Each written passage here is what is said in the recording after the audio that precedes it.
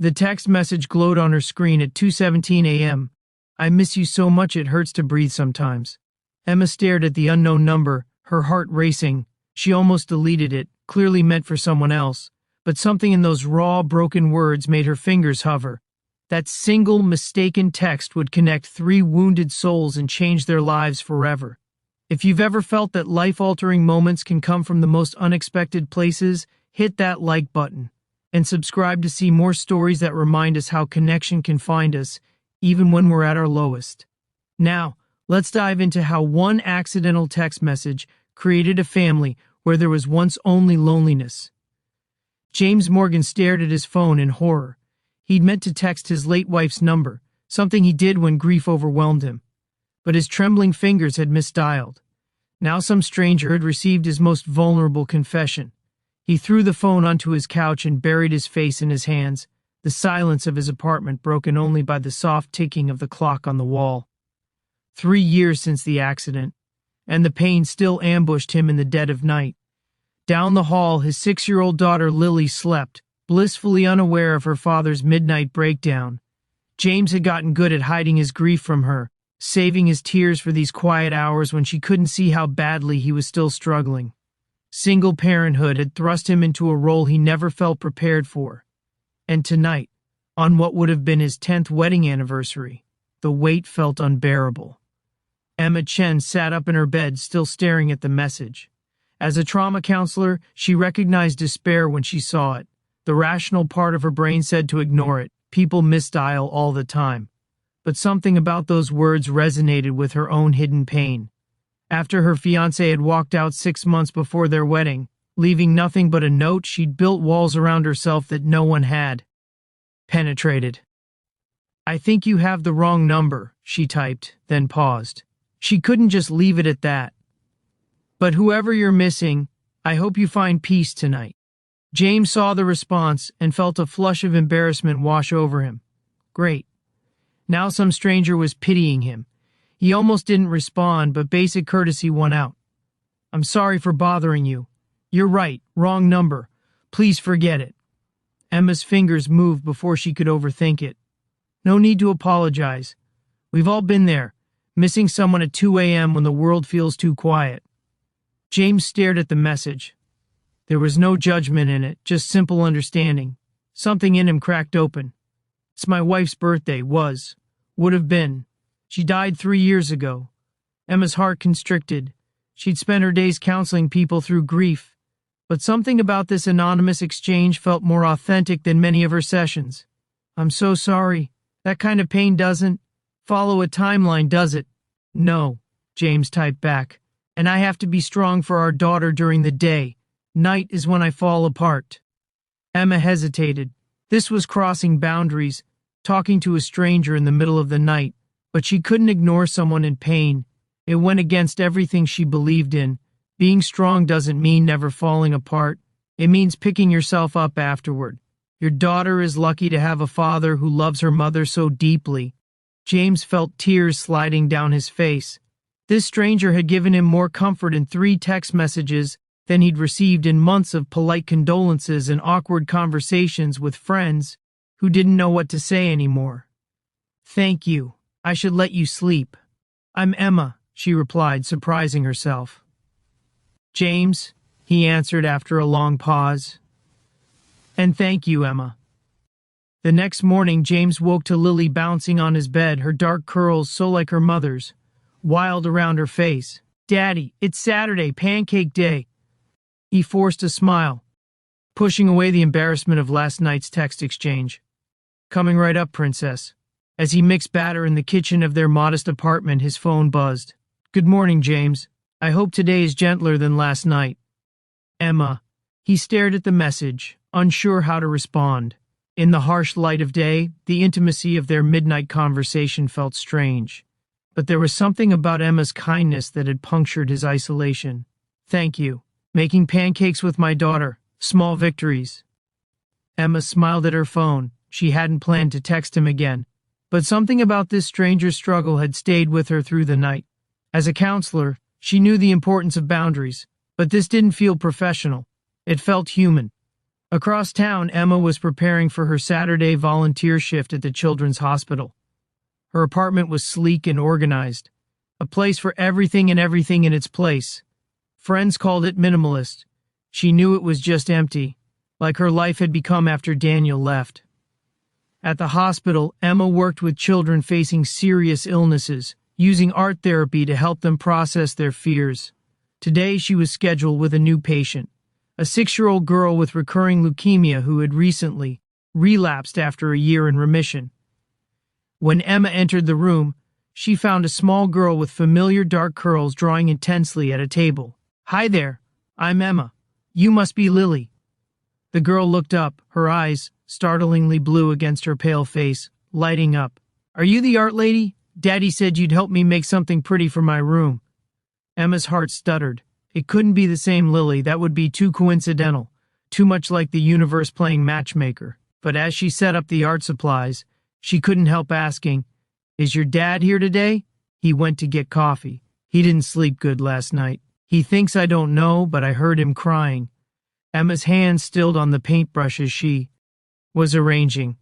Before she could process this information, a deep voice came from the doorway. "They only had the terrible vending machine stuff, so I—" James stopped mid-sentence, coffee cups in hand, staring at Emma. Something about her seemed familiar, though he was certain they'd never met. She was striking, not conventionally beautiful, but with an intensity in her dark eyes that caught him off guard. "You must be Lily's father. I'm Emma Chen, the art therapist." James shook her offered hand, still trying to place why her name resonated. "James Morgan. Nice to meet you."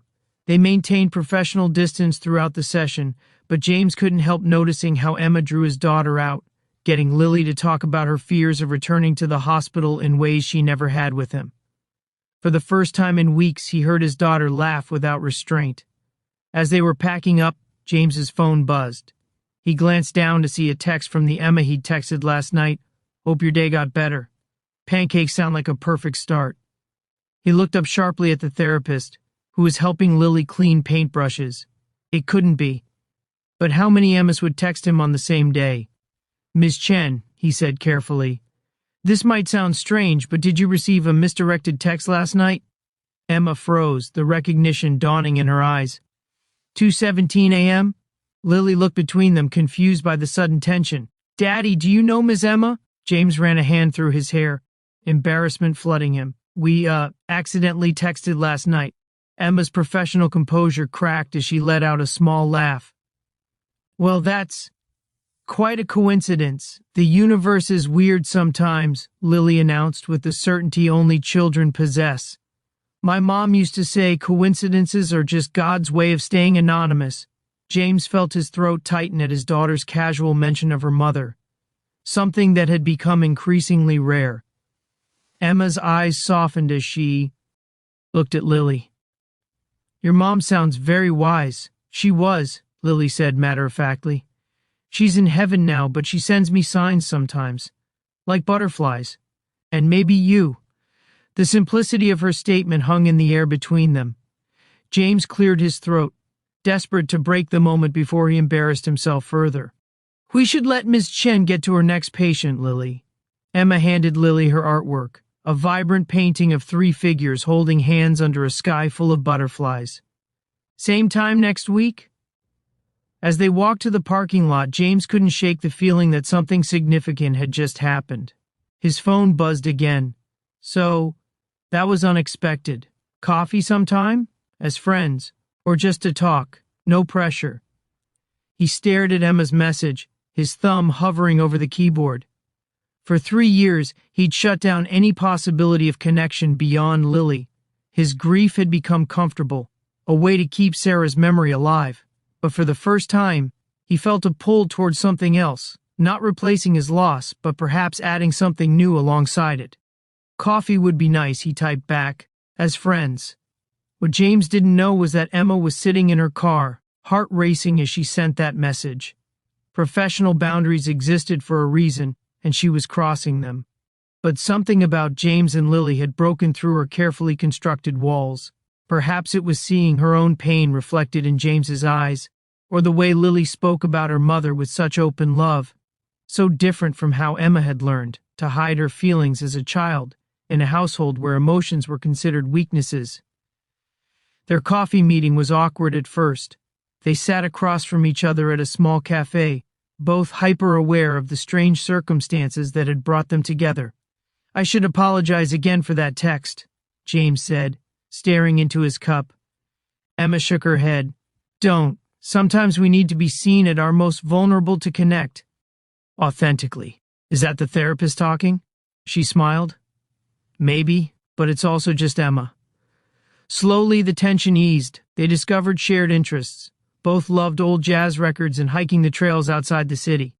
Both were oldest siblings who felt the weight of family expectations. Both had known profound loss, though in different ways. "Daniel didn't die," Emma explained when James asked about her past. "He just decided I wasn't what he wanted anymore, after 7 years together." "That's its own kind of death," James said quietly. Emma looked up, surprised by his insight. "Yes, exactly. Everyone expected me to bounce back because he was still alive. Like I should be grateful it wasn't worse. Grief isn't a competition." "No, it isn't." She took a deep breath. "How's Lily doing with her treatment?" James's face clouded, scared but brave. "The doctors are optimistic, but this relapse hit us hard. She was doing so well. She's remarkably resilient. Children often are. More than their parents sometimes," James admitted. "There are days I don't know how to keep going, but then she needs breakfast or help with homework, and somehow I just do."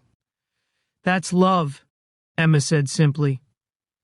Their coffee stretched to dinner the following week, and then weekend outings that included Lily. Emma kept her professional boundaries during therapy sessions, but outside the hospital, a friendship blossomed that began healing wounds in all three of them. Lily took to Emma immediately, perhaps sensing a kindred spirit. One evening, as Emma helped her build an elaborate fort in the living room while James cooked dinner, Lily asked the question that had been brewing. "Do you like my dad?" Emma's hand stilled on the blanket she was draping. "Of course I do. He's my friend." Lily gave her a look far too knowing for a 6-year-old. "No, I mean like, because I think he likes you." "Lily," James called from the kitchen, his face flushed. "That's enough fort building for tonight. Dinner's ready." Later, after Lily was asleep, James apologized. "Kids have no filter." "It's okay," Emma said, helping him clear the dishes. "She's just trying to make sense of whatever this is." James set down the plate he was rinsing. "And what is this, Emma?" The question hung between them, loaded with possibility and fear. Emma had been asking herself the same thing for weeks. Her professional ethics were clear. She needed to transfer Lily to another therapist if her relationship with James was becoming personal. But doing so meant acknowledging feelings she wasn't sure she was ready to face. "I don't know," she answered honestly. "I just know I haven't felt this present in a long time." James nodded, understanding exactly what she meant. "Me neither." The next day, Emma requested that Lily be transferred to another art therapist, citing a personal connection with the family. Her supervisor raised an eyebrow but approved the change. It was the right thing to do professionally, but it felt like a significant step personally, an admission that whatever was happening with James mattered enough to protect. As spring turned to summer, their relationship deepened. Emma found herself looking forward to evenings spent on James's balcony after Lily was asleep, talking about everything and nothing. James discovered he could laugh again without feeling guilty.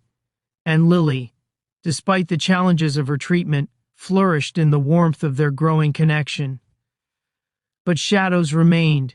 James still kept Sarah's clothes in the closet, untouched. Emma still flinched when relationships were discussed at family gatherings. And Lily, perceptive as always, noticed the careful distance they maintained even as they grew closer. The breaking point came on a rainy Tuesday in July. Lily had been admitted to the hospital with a fever, a dangerous complication with her compromised immune system. James paced the hospital corridor, terror gripping him as memories of Sarah's final days overlapped with the present. Emma arrived within minutes of his panic call, still in her work clothes, hair damp from the rain. Without a word, she wrapped her arms around him, holding him as he shook with fear. "I can't lose her too," he whispered against her shoulder. "I can't." You won't, Emma said fiercely. We won't. The "we" hung in the air between them, a declaration neither had been brave enough to make until now. James pulled back slightly, looking into her eyes. Emma, Mr. Morgan? A doctor appeared in the doorway. Lily's fever is responding to the antibiotics. She's asking for you. And for Emma. Relief washed over them both. As they entered Lily's room, they found her propped up against pillows, pale but alert, her stuffed rabbit clutched to her chest. You came, she said to Emma, her small face lighting up. Of course I did, sweetheart. Lily looked between them, then patted the bed on either side of her. Sit with me? Both of you? They settled on either side of her narrow hospital bed, creating a cocoon of safety around the little girl. Lily leaned her head against James's arm but reached for Emma's hand. I had a dream about Mom, she said quietly. She was in a garden with butterflies, and she was laughing. James felt his chest tighten. That sounds like a beautiful dream. Lily nodded solemnly. She told me to tell you something. What's that, princess? She said it's okay to be happy again. She said... Lily's brow furrowed as she tried to remember the exact words. She said your heart is big enough for more love. James felt tears spill onto his cheeks, unable to hold them back. Emma reached across Lily to take his hand, completing their circle. Your mom is very wise, Emma whispered, her own eyes shining. That night, as Lily slept peacefully, her fever broken, James and Emma sat in the uncomfortable hospital chairs outside her room. The fluorescent lights cast harsh shadows, but something had shifted between them. A barrier dissolved by Lily's innocent words. I've been afraid, James admitted, his voice low. Afraid that loving someone new would somehow erase Sarah. Afraid that I was betraying her memory. Emma nodded, understanding. And I've been afraid of being left again. Of not being enough. You are enough, Emma. More than enough. He took her hand, his thumb tracing circles on her palm. I think I'm falling in love with you, and it terrifies me. Emma felt her heart expand painfully in her chest. It terrifies me too. But maybe that's okay. Maybe the best things always will. James leaned forward, resting his forehead against hers. I never expected this. When I sent that text by mistake, the universe has strange ways of bringing people together, Emma finished for him, echoing Lily's words about coincidences. Their first kiss was gentle, tentative, a promise rather than a passion. When they pulled apart, both were smiling through tears. The road ahead wouldn't be easy. Lily's treatment continued with ups and downs. James still had moments of overwhelming grief. Emma still struggled with trust. But something fundamental had changed. They were no longer facing these challenges alone. 6 months later, on a crisp autumn day, James stood in front of Sarah's grave, a bouquet of her favorite sunflowers,